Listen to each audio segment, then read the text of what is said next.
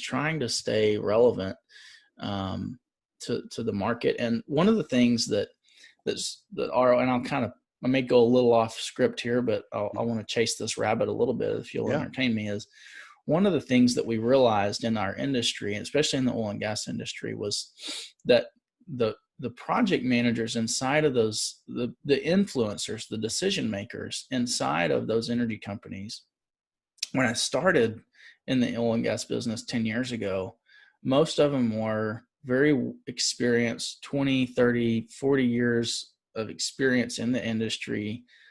Really, they were, kind of baby boomers for all intent and purposes. Mm-hmm. And that's the guys that were making the decisions. And so there was a lot of things that they didn't care about. They wanted you to show up, get your work done, no frills, but as the demographics have changed in the energy side, where younger project managers are stepping up and taking over those responsibilities as those guys kind of exit the industry, you have to speak a different language to keep confidence and to stay relevant, and to give them, to be able to communicate with them in a way that they're receptive to. And I am in that age group. I'm in that demographic with those leaders that were stepping up, and I was kind of trending with them. And so trying to get, say the business partners in our company who are in that later generation, to understand, okay, we have to learn how to communicate with the project managers differently. How do we get them a solution that works for them?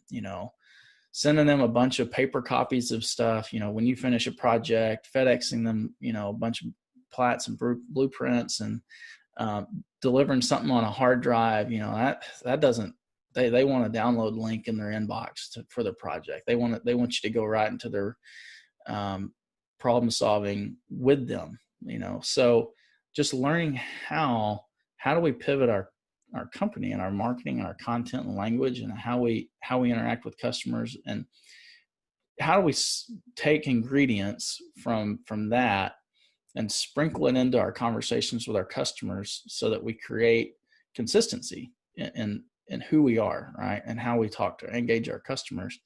And that is a bit of a slow process when because you're rooted in this one way of doing business, and most of the people in the company have been trained to do business that way.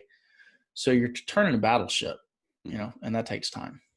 That's such an excellent point, and I hear it. It's a theme in the type of business that you're in, not necessarily in the oil and gas, but in a business that hasn't relied on marketing, has relied on the grandfather, the father, to have those long-term relationships with the folks that were their peers back in the day, and they developed this great business and got a great reputation. But there's turnover happening. Those folks are exiting, they're retiring, and you have a new generation of young folks.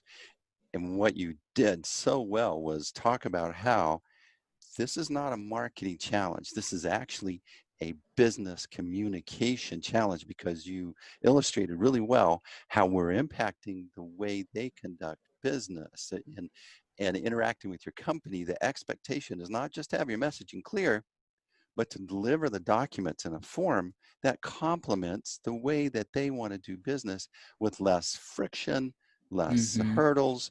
It's a lot deeper application. Good job. That was excellent. You got me jacked up there.